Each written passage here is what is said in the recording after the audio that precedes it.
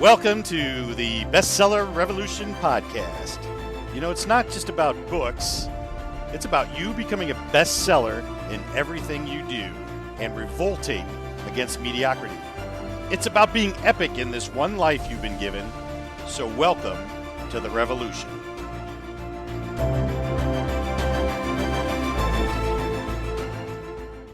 Hey Revolutionaries, Ray Brem here, Bestseller Revolution, and I am still in Miami at the time of this recording, so if you listened to the last podcast, I am still here, and I am just enjoying myself. We're some sandbars way out in the water we've hiked out to, basically, me and the family, and I want to talk to you today about something that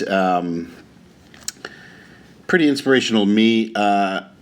It was an assistant coach in my college track soccer team, I should say, Dr. James Currens, and he used to have a quote on his door, and I wish I could remember it. I know I wrote it down somewhere. Back in the day, we didn't have phones for snapshot and stuff in people's doors. I had to basically take a piece of paper and handwrite it. I've got it in a box somewhere.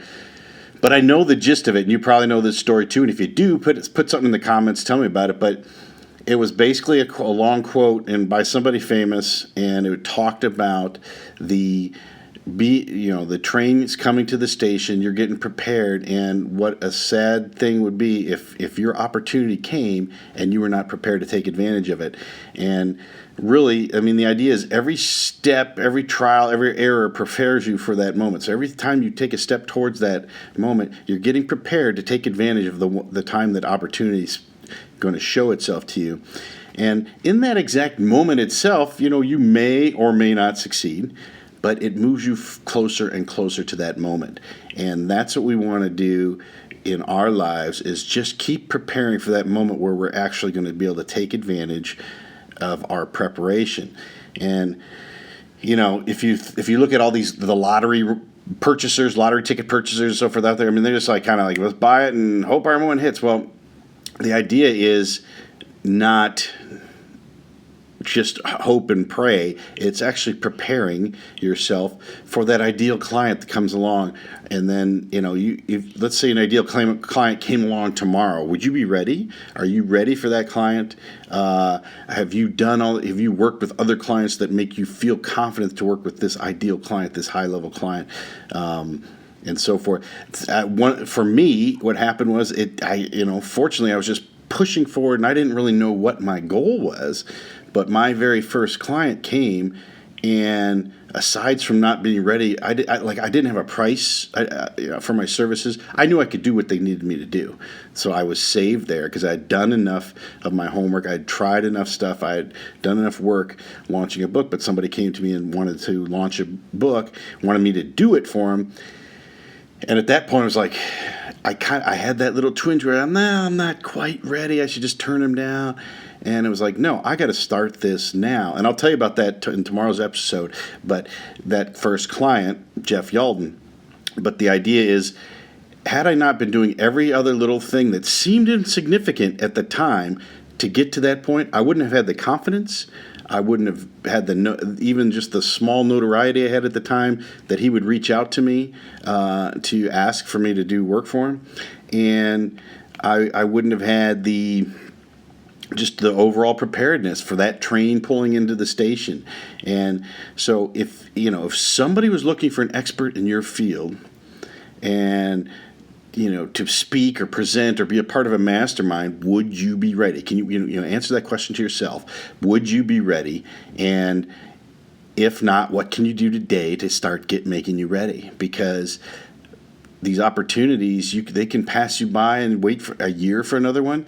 It doesn't make any sense. Most of the time, you've got to just get enough confidence, enough experience in yourself that you take a chance on that when that opportunity comes, even if you don't feel ready, because you're never going to feel 100% ready. But man, I remember shaking in my boots saying, oh my gosh, can I do this? And then I sat back and said, wait a second, what he's asking me to do, I know how to do better than most people. It's just that I don't have a contract. I don't have a price.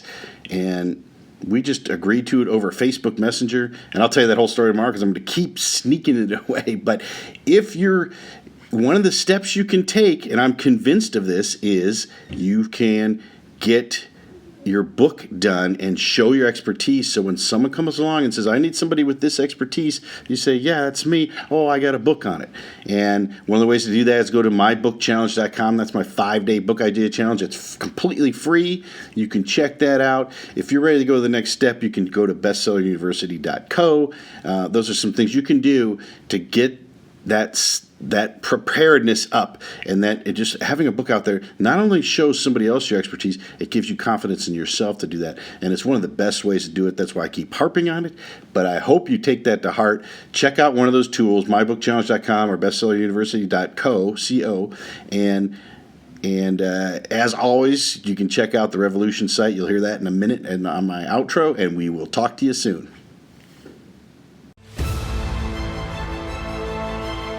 Hey, Ray Brem here. Thank you so much for being a part of the revolution and revolting against mediocrity. You know, we're all in this together, so if you need any help or just a little push, go to bestsellerrevolution.co and check out all the tools and cool stuff we got for you there. And no matter what you do today, be epic. We'll talk to you soon.